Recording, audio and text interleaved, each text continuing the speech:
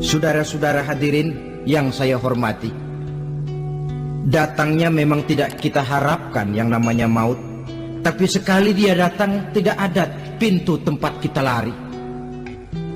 Dia memang tidak pernah kita undang, tapi sekali dia datang mengetok pintu, kekuatan apa yang bisa menolak? Dia sebuah tanda seru dalam kehidupan. Apa yang menyebabkan orang takut mati? Pertama barangkali karena dia tidak tahu bagaimana kehidupan sesudah mati. Alam kubur gelap, alam akhirat gelap, sehingga dia bingung. Lantaran bingung lalu jadi takut. Yang kedua boleh jadi oleh bayangan-bayangan dosa yang pernah dia kerjakan di dunia ini. Kerjanya cuma menumpuk dosa. Dia gembira, bahagia, tertawa di atas tumpukan dosanya, merasa segan berpisah dengan seluruh kehidupan ini. Sehingga boleh jadi maut adalah sesuatu yang ditakutkannya benar dalam kehidupan. Tapi bagaimanapun takutnya, tidak ada tempat lari dari dia. Dalam ayat lain Allah jelaskan, Ainama takunu yudrikumul mautu walau kuntum fi burujim musayyadah. Di mana saja kamu berada, dalam benteng yang paling tangguh sekalipun, maut pasti akan datang menjemput kamu. Nah, bagaimana caranya maut datang menjemput kita? Bila datang dia, sang malaikat pencabut nyawa, malaikat Israel namanya, hendak mengambil roh kita. Dalam suasana macam begitu, di akhir kehidupan dunia, dalam berhadapan dengan sakaratul maut, terbagilah manusia dalam dua bagian besar. Pertama, yang menghadapi sakaratul maut itu dengan husnul khatimah,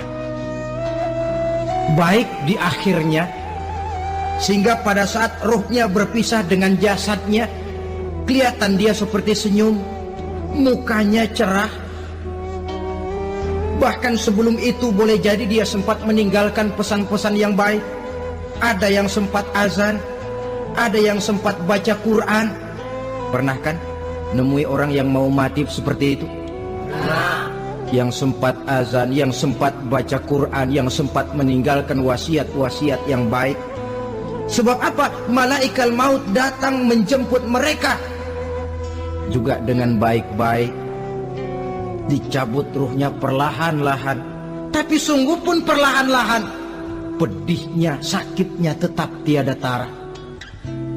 Rasulullah Sallallahu Alaihi Wasallam, dikala beliau hendak berhadapan dengan sakaratul maut, diceritakan mencelupkan tangannya ke dalam gelas berisi air, lalu mengusapkannya ke muka beliau seraya berdoa, "Ya Allah, mudahkan saya dalam menghadapi sekarat ini."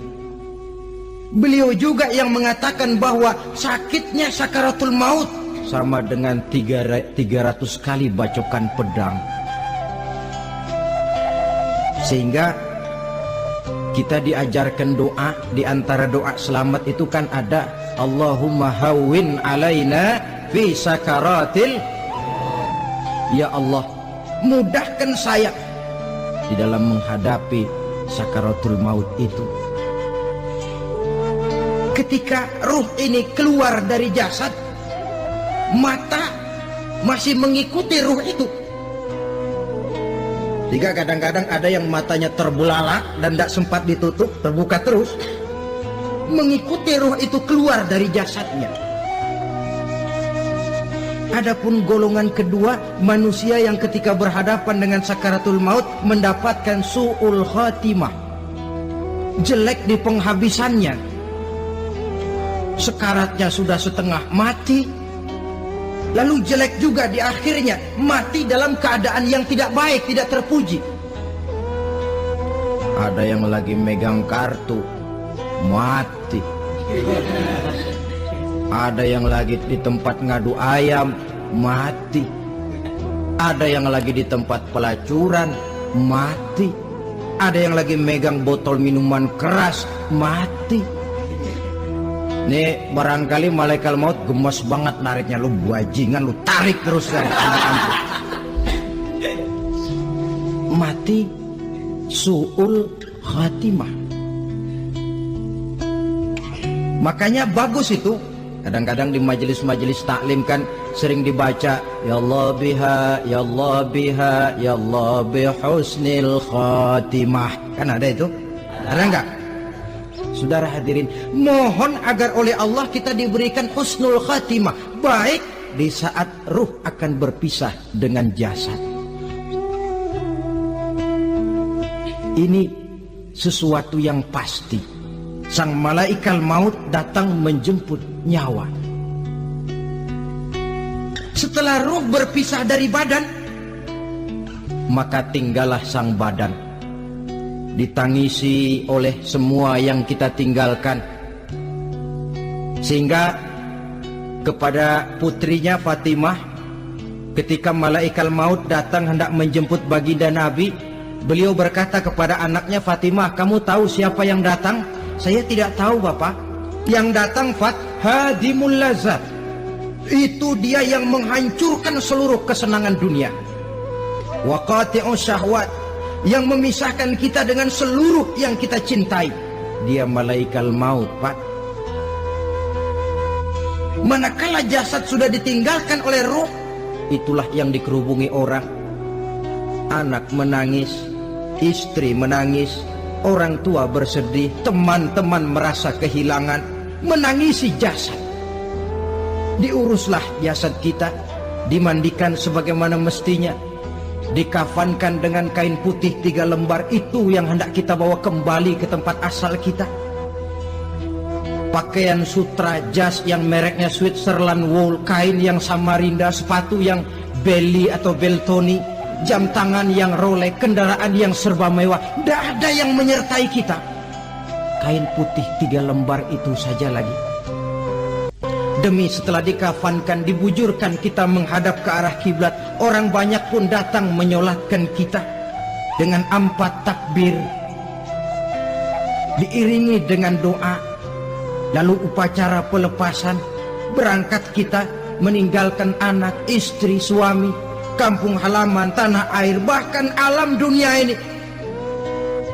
Selamat tinggal alam dan seluruh isinya. Tinggallah yang tinggal. Saya akan kembali ke tempat asal dari mana saya datang, untuk kembali mempertanggungjawabkan seluruh perbuatan saya dalam kehidupan ini. Manakala upacara pelepasan selesailah sudah, dimasukkan kita ke keranda jenazah, digotong orang, bismillah wa ala millati rasulillah, dibawa ke tempat peristirahatan terakhir katanya. Padahal dulu kalau mau kita istirahat, ke villa lah kita, ke Bali lah kita, ke Hong Kong lah kita, ke tempat-tempat tamasya yang indah. Oh, rupanya akan sampai juga perjalanan menuju tempat peristirahatan terakhir, yang luasnya tidak akan lebih dari 2 kali 1 meter. Diusung orang kita, diantarkan orang banyak. Manakala sampai ke atas liang lahat, pengusung jenazah dibuka, diturunkan kita ke liang lahat, dibaringkan. Gumpalan tanah akan jadi bantal kita, muka dibuka, dihadapkan ke arah kiblat. Setelah itu ditutup liang lahat kita dengan kayu. Masih belum kurang, diuruk dengan tanah. Yang menguruk orang-orang yang tadinya mencintai kita, menyayangi kita. Tapi ketika jasad sudah ditinggalkan ruh, habis rupanya cintanya.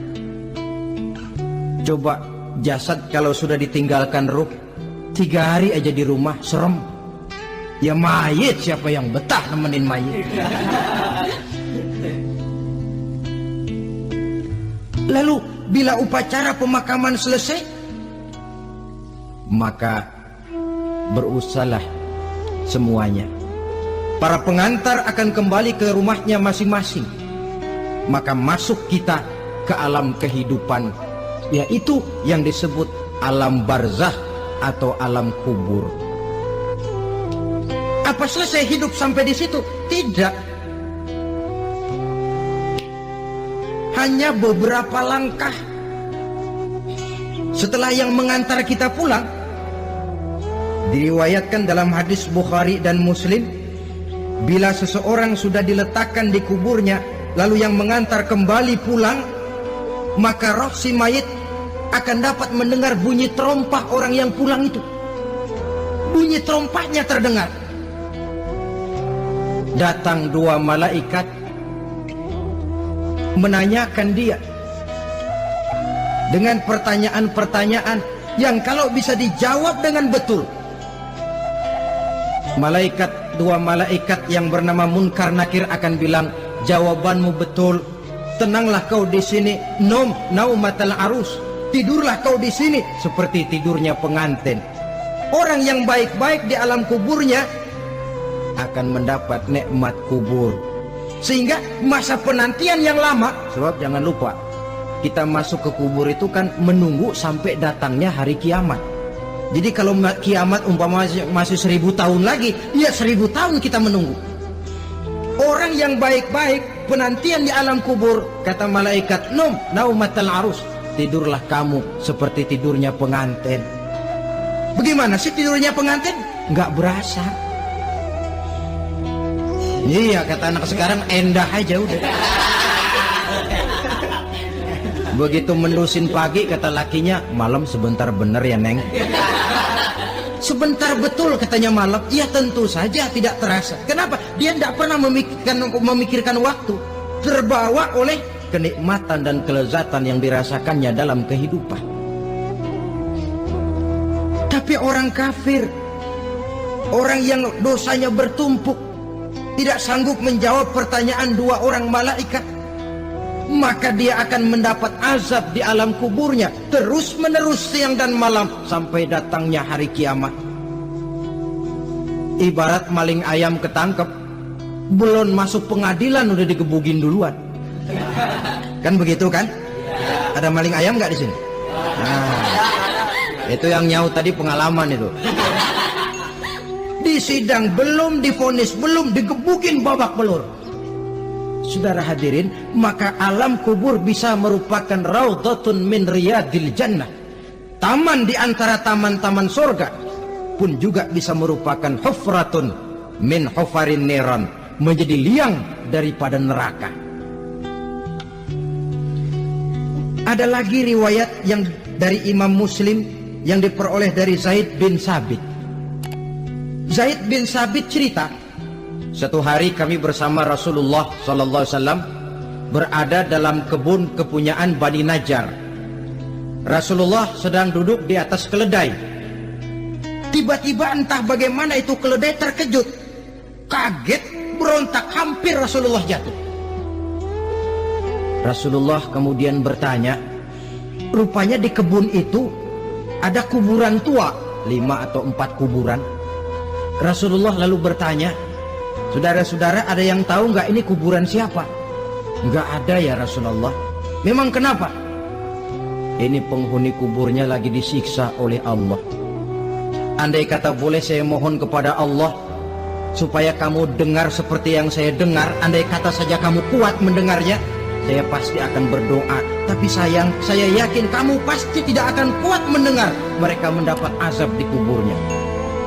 Hadis sahih riwayat Imam Muslim dari Zaid bin Sabit. Kehidupan di alam barzakh. Pak, iya kalau yang matinya dikuburin. Lah kalau yang matinya diceburin ke laut, dibakar, di medan perang hilang gak ketahuan kemana jenazahnya. Saudara, hilang kek, dikubur kek, di dalam lautan direndam kek, itu kan cuma logika kita. Menurut Allah tidak ada perbedaan orang mati dikubur di dasar lautan, atau dibakar sampai jadi abu, atau gugur di medan perang tidak ketemu jenazahnya. Entah mereka tetap masuk ke alam barzakh namanya.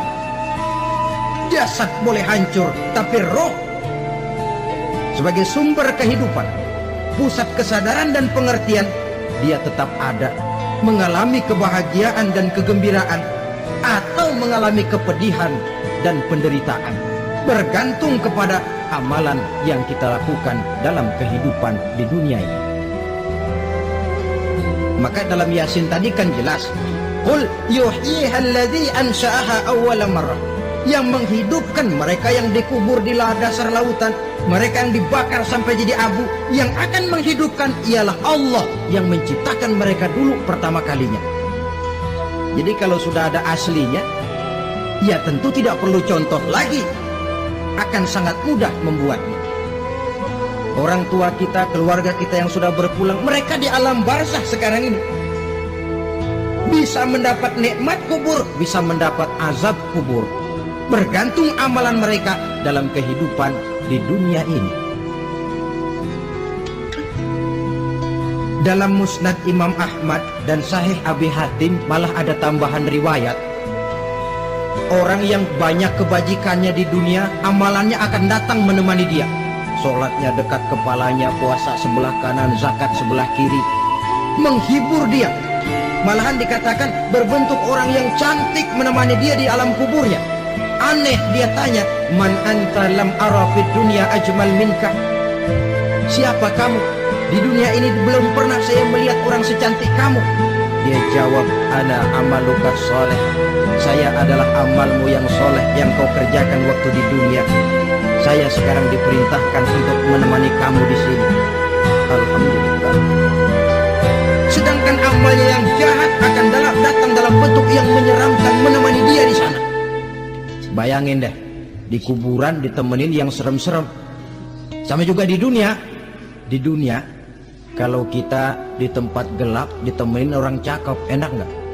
Wah, pengalaman. Tapi coba bayangin, sudah tempatnya gelap, yang nemenin jelek nggak ketulungan, gerah kita. Nah, saudara hadirin yang saya hormati, lalu bagaimana tempat arwah-arwah yang sudah kembali menghadap Allah yang disebut mustaqarrul arwah itu? Macam-macam tingkatannya sesuai dengan profesi dan amalannya waktu di dunia. Ada roh-roh itu yang setelah pisah dengan jasad, artinya mati, ditempatkan di tempat yang disebut a'la iliyin, tempat yang tertinggi. Siapa ini? Arwahnya para nabi dan para rasul. Ini fi a'la iliyin, di tempat yang tertinggi. Arwahnya para nabi, arwahnya para rasul. Dan karena kita bukan nabi, bukan rasul, ya jangan mimpi dapat tempat fi a'la iliyin, kecuali kalau Allah menghendaki. Itu hak prerogatif Allah, tapi kan tidak adil kalau Allah melakukan itu. Ini kelompok roh-roh yang masuk golongan VIP. Wah, the first class. Para nabi, para rasul. Lalu ada pula roh-roh itu yang setelah pisah dengan jasadnya diumpamakan seperti burung-burung hijau yang berterbangan di perkebun-kebunan surga. Roh siapa mereka ini? Rohnya para syuhada, orang-orang yang mati syahid gugur membela agama. Nah, ini bedanya orang mati syahid dengan pahlawan, ya. Apa bedanya syuhada dengan pahlawan? Kalau syuhada, orang yang gugur membela agama, niatnya karena Allah, mati syahid. Kalau pahlawan, orang yang gugur membela negara, orang yang dianggap berjasa kepada pemerintah. Klimaksnya, kalau orang mati syahid jelas surga, tapi pahlawan belum tentu surga. Kenapa? Bergantung kepada negara macam apa yang dibelanya dan pemerintah model mana yang dibelanya. Di negara-negara komunis misalnya, banyak nggak pahlawan? Dengan sekian tanda jasa yang mati di medan perang dan sebagainya. Kira-kira pahlawan komunis masuk surga nggak? Ya, kalau pahlawan komunis masuk surga, kita nggak kebagian kapling di surga barangkali. Inilah bedanya pahlawan dengan orang mati syahid. Kemudian ada pula roh itu yang tertahan di pintu surga. Tertahan di pintu surga. Ini seperti tadi, orang yang mati syahid tapi masih ada kaitan di dunia. Rasulullah pernah ditanya orang, ya Rasul, kalau saya maju ke medan perang bela agama, mati syahid, apa saya masuk surga? Iya, masuk surga. Kecuali kata Nabi, kalau masih punya utang. Nah, tertahan di pintu surga. Ada pula roh itu yang tertahan di alam kuburnya. Ini umumnya seperti tadi itu. Ada mempunyai dosa, mempunyai kesalahan, sehingga merasakan azab kubur. Ada juga roh itu yang tertahan di permukaan bumi. Mereka yang dalam hidup selalu menumpuk dosa-dosa yang besar, meninggal sebelum keburu untuk bertaubat. Saudara hadirin yang saya hormati, inilah yang kita khawatirkan. Sebab jikalau pada saat roh sudah datang, jikalau saatnya roh datang berpisah dengan jasad, menemukan sakaratul maut, saat itu taubat sudah tidak akan ada gunanya lagi. Masuk ke alam kubur, mendapat azab kubur sampai datangnya hari kiamat. Berapa lama di alam kubur ini? Menunggulah kita sampai datang saatnya kiamat. Nah, saudara-saudara, apa tanda-tanda hari kiamat? Kapan dia akan datang? Bagaimana hal ihwal manusia pada saat terjadi kiamat? Bagaimana alam ini? Bagaimana perhitungan di padang mahsyar? Insya Allah akan saya ungkapkan pada bagian kedua dari ceramah ini. Insya Allah kita akan lanjutkan pembicaraan ini sampai kepada terminal paling akhir, surga dan neraka.